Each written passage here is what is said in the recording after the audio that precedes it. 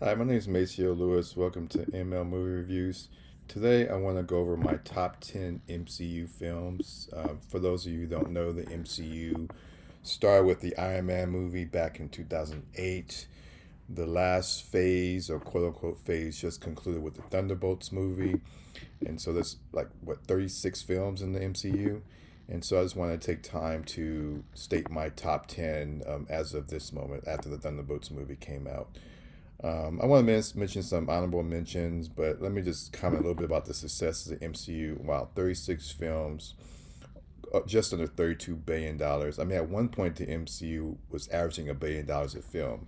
That, of course, went down a little bit with the multiverse saga movies. Obviously, that's due to the declining quality of the MCU, but nevertheless, the MCU is still strong. It still has that name brand, and it's hopefully they'll improve with the new leadership that recently came with Disney and under Marvel or over Marvel, obviously. So let me get some honorable mentions here. Guardians of the Galaxy Volume 1, that was in 2014. Spider-Man Homecoming, 2017. The recent Thunderbolts movie that just came out didn't quite make my top 10, but I thought it was a worthy MCU movie. And of course, the original Iron Man movie, I have to give that film credit because that's what started this whole MCU, the 2008's Iron Man, but it's not in my top 10. The first movie that's in my top 10 is Thor Ragnarok. That's the third Thor movie from 2017.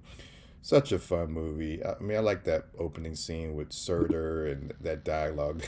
Your husband calls him like a son of a bitch. That still makes me laugh every time I see it. And of course, you had Hulk in the movie. That scene was fun when he's a gladiator fighting Thor. I mean, this is a movie where James Gunn, like, he, blends like the tragedy of it all with humor, right? Like this movie is a tragic movie, right? Because Thor, he loses like a lot. He loses his father. He loses the Warriors Three. He loses his sister Hela. He loses all of Asgard. It gets destroyed, but yet it's still like a funny movie too. So yeah, Thor Ragnarok definitely up there and as a top tier MCU movie. The next one, number nine, is Black Panther from 2018. Great follow up to the introduction of Black Panther in Civil War. I mean, I love the score of this movie. I love, of course, Chadwick Boseman, may forever rest in peace. But obviously, the standout of the movie was Michael B. Jordan as Killmonger. He killed it. I mean, this movie won what, three Oscars? It won original score, costume design, and production design. It was nominated for Best Picture, Best Sound Editing, Sound Mixing. So, yeah, absolute great intro or great entry into the MCU films. But it's not my top MCU movie. Number eight is the Avengers movie from 2012. Now, this is the movie that delivered the promise made by Nick Fury at that post credit scene in Iron Man. And I remember there was a lot of questions going to how this is going to work, like when you have like the tech stuff with Iron Man and the gods, the mystical stuff with gods and stuff. But they were able to find that perfect blend, and it all just worked and came together in this movie. And this movie like just set the tone for like the entire MCU going forward. I mean, there was like so many lines that were funny. I can't mention them all, but the one that stands out was the Thor adopted line when about Loki. That was so funny. It still gets me to this day. Obviously, the puny guy when he smashes Loki on the floor. Hulk smashes Loki on the floor. The punch that Hulk gives to Thor at the end of one of the battles. Yeah, I like that fight between Cap, Thor, and Iron Man. So many like comic book moments, like in those panoramic shots, and like just one example of the scene where Hulk and Thor working together to hammer something down. That was so fun, so amazing. Yeah, my favorite scene was when Banner, like he comes in and they're like, how'd you do with anger? I'm paraphrasing here, but he said, "I'm always angry." He turns around and punches that giant worm. I mean, that's such a cool. I mean, of course, you have that iconic panoramic shot of the six Avengers. I mean, we saw that shot in the trailer, but then when you see it in the movie, like it still works, and it was such a crowd pleasing um, clapping moment. It was such a good movie. Number seven, though, I have Guardians Volume 3. Some people might be shocked to have actually Guardians Volume 3 over Guardians Volume 1. But I mean, to be honest with you, I just love this movie more than Volume 1. I mean, you have Rocket's tragic story. I mean, this is another unpopular thing. I actually liked Adam Warlock in the movie. He was obviously the comic relief, but like he had a lot of good, like, funny moments. And of course, Cosmo. How can you not Cosmo when he's like die and like this? I mean, I like that movie so much. Number six, oh my God, Captain America: Winter Soldier, 2014. This is like one of those. This is like the first MCU. Like I like this one better than the Avengers because it was just like one of those movies where I was like, wow, like we're starting to get towards the Dark Knight level with this type of movie. I mean, this is the movie that made Captain America my favorite Avenger. It wasn't Avengers. It wasn't the first Avenger Captain movie. It was this movie. Like that opening, that first battle scene, like when he jumps into the ocean, hops on that carrier and starts using his shield on all those agents or whatever they're called. That was such a cool opening scene. And of course, we see the introduction of Falcon. We see the Winter Soldiers is going in Terminator mode, just taking out fools. I mean, yeah, it was the fake death thing with Nick Fury. But wow, this movie was awesome. But number five, I have Deadpool and Wolverine from last year, 2024. Such a fun movie. I mean, that first act with like the dialogue, like with Deadpool or Wade Wilson in the car, selling the car to the family, the scene he has with Happy Hogan, him going throughout different universes, recruiting the different Wolverines. That was such fun. I mean, my favorite part of the movie was the second act when he gets into the void. Yeah, the void. We just had another void in Thunderbolts, right? But yeah, he goes into the void with Wolverine and the Cap fake out when he's actually Johnny Storm. How he gets Johnny killed. That scene was so funny. The line about the budget it still cracks me up. When this line doesn't get a lot of people talking about it, but like the scene when he finds the Honda IC, which is of course a payoff from earlier in the movie, and Wolverine tells him to get into the fucking car. That line was just so funny because it's just shows you like this is like Marvel's buddy cop movie, right? That was totally like Nick Nolte and Eddie Murphy in 48 Hours. That was just so funny to me, and of course the only one Blade line like gets me every time. Seeing the Resistance, Blade, Elektra, Gambit, X-23, I still love that scene. I remember like when I first saw Blade, I was surprised, and then like when I just saw him walking, I just started clapping. I couldn't help it. It was such a cool moment.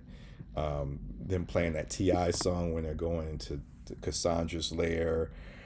The fight between the Resistance and the mutants. I mean, come on, we got to see Blade fighting mutants. I'd never even imagined I'd ever see that in a movie. Blade fighting mutants. That was so fun. And of course, Gambit using his cards. I mean, this is just a fun movie. Number four, I have Spider-Man: No Way Home from 2021. Wow, what a great use of the multiverse in this film. It was like a way that they were able to pay homage to the previous Spider-Man films, the Tobey Maguire ones and the Andrew Garfield ones, and to still make a great movie out of it. I mean, of course, they brought back Doc Ock, Osborn, the William Dafoe version, Jamie Foxx's Electro. I mean, I never would have thought they'd ever bring back Jamie Foxx's Electro, and here we are. Sandman, Lizard. I mean, of course, then we had Tobey and Andrew. That was one of the best, like, fan service moments. I still remember to this day, like, when the Andrew Spider-Man takes off his mask and like everybody just went crazy in that scene. Then of course, like when they were trying to find another Spider-Man, and then Ned's using the sling ring, I'm just sitting there like, okay, this gotta be Tobey. This gotta be Tobey. And then when Tobey walks in that porter, oh my God, that was just so fun. I mean, honestly, this is an unpopular opinion. I didn't really care too much about the Tobey Maguire and Andrew Garfield Spider-Man movies. But this movie actually made me love those two characters. I mean, honestly, so that's why I like this movie so much. And oh yeah, I knew that one scene where Andrew saved MJ. I mean, I knew that was coming. Like, remember going to the movie, like they didn't have the Spider-Man in the trailer, although there was that footage from another country. So we all knew like that these two were going to be in the movie. But then we see MJ falling, I'm like, okay, obviously Andrew's going to catch it. And then when we see that in the movie, it was still such a good payoff from that second Spider-Man movie with Andrew Garfield. I just love this movie so much. Number three, I have Avengers Infinity War 2018. Yeah, some people actually have this movie higher than Endgame, but I have this movie at number three.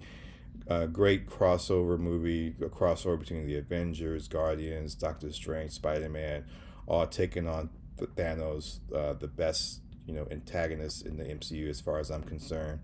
I mean, this movie established Thanos as a threat when he took out half of Asgard, Thor, Heimdall, and the Hulk, all in one scene. And I mean, there was so many fun scenes like between Quill and Thor. The dialogue between Thor and Rocket was great. The scene where Doctor Strange, Spider-Man, Quill, Drax, Iron Man, Mantis taking on Thanos at his home planet, that was great. That my favorite was the Battle of Wakanda. Eat Bombay, Eat Bombay. I love playing that scene over and over again. And this is a movie where the antagonist wins, Thanos wins, and you have the iconic dusting. Just wow, that was just a great movie. But I liked Endgame, which is at number two, a little bit more. 2019. This is of course the culmination of the Infinity Saga. I think there's one more actually official Infinity Saga movie, but I mean I still consider this the end. Tony's interaction with Rocket was fun. That brainstorming session they had when they were trying to plan how to get the stones, that whole scene was great. Then walking to this time machine, the score, I love that scene.